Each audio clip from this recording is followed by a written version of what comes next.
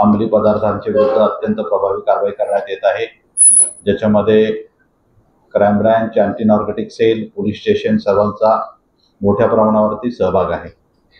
गेल्या वर्षभरामध्ये जवळपास आपण नार्कोटिक्सच्या विरुद्ध 251 गुन्हे दाखल केलेले आहेत, ज्याच्यामध्ये 365 आरोपी अटक करून जवळपास 2 कोटीपेक्षा जास्त मुद्देमाल हा आपण जप्त केलेला आहे.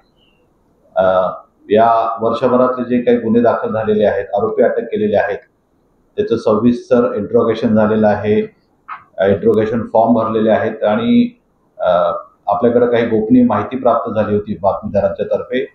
तसंच काही टेक्निकल अनालिसिस आमच्या अधिकाऱ्यांनी, विशेषतः DCP क्राईम नवले यांनी नवीनच चार्ज घेतल्यानंतर त्याचा अभ्यास केलेला होता. त्याच्या अनुषंगाने काही एक संघटित टोळी जी इतर राज्यातून आपल्या शहरामध्ये नार्कोटिक्स ट्रान्सपोर्टच्या वतीने खोटे बिल, पावत्या आणि मेडिकल स्टोअरच्या नावाखाली मागवतात अशी माहिती होती. त्याच्यामध्ये काही नाशिक, चाळीसगाव, येवला तेथील मेडिकल स्टोअरचे दुकानदार, तसेच आपल्या शहरातील नार्कोटिक्सचा व्यवसाय करणारे काही पेडलर्स आणि कन्झ्युमर्स यांचा देखील सहभाग होता. DCP यांनी त्याप्रमाणे जी काही स्पेसिफिक माहिती मिळाली होती त्याप्रमाणे काल आपला लोकांनी VRLचं जे ट्रान्सपोर्ट आहे कार्यालय वाळूंजला, त्या ठिकाणी सापळा रचलेला होता. ज्यावेळी त्या ठिकाणी त्यांचा माल आलेला होता ते चेक केल्यावरती त्यांना त्या ठिकाणी जवळपास कोडीन फॉस्फेटच्या 2504 बॉटल्स मिळाल्या. त्याच्यामध्ये जवळपास किंमत 12,43,000 त्याची किंमत होते. त्या कोडीनची बॉटल्स घेण्याकरता, डिलिव्हरी करता अविनाश रामकृष्ण पाटील, राहणार शिरसगाव टाकळी, चाळीसगाव, जळगाव येथून हा आलेला होता. त्याला ताब्यात घेण्यात आलं. त्याच्याकडे तपास करता, चौकशी करता त्याचा भाऊ रुपेश पाटील नाशिकचा हा त्याच्यात इन्व्हॉल्व असण्याचं समजलं. आमची टीम नाशिकला लगेच रवाना करण्यात आली आणि त्या ठिकाणच्या टीमने आम्ही रुपेश पाटलाला ताब्यात घेतलं. दोघांच्या इंट्रोडक्शन मध्ये असं निष्पन्न झालं की हा जो माल होता हा एक अमोल येवले यांच्या मेडिकल स्टोअर मधून बिल्टी बनवून त्यांच्या नावावरती घेतला जात होता. ज्यावेळी मालेगाव येवला या ठिकाणी आमची टीम पोहोचली त्यावेळी पाहिलं की त्या ठिकाणी मेडिकल स्टोअरचं अस्तित्वच नव्हतं. त्या ठिकाणी एक वॉटर प्युरिफायर साफ करणारी आणि रिपेअर करणारी कंपनी आहे त्या ठिकाणी.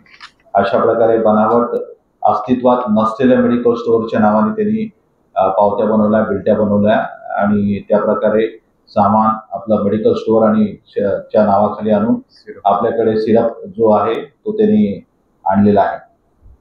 ह्याच्यामध्ये VRL लॉजिस्टिक वाळूंजच्या इथं त्यांनी इव्हन एका आरोपी जो स्थानिक आपल्या शहरामधला आहे त्याच्याकडून त्यांनी ऑर्डर पण घेतलेली होती सिरप पोहोचवण्याची होती. तर आरोपी देखील त्या ठिकाणी ते कोडिन सिरप घेण्याकरता त्यांनी त्याला तिथं बोलवलं डिलिव्हरी घेतल्यानंतर. त्याचं नाव आहे समीर शेख. त्याच्याबरोबर अर्शद इब्राहिम पठाण, समीर शेख आणि रसूल असे 3 जण आलेले होते. त्या 3 देखील आमच्या टीमने ताब्यात घेतलं.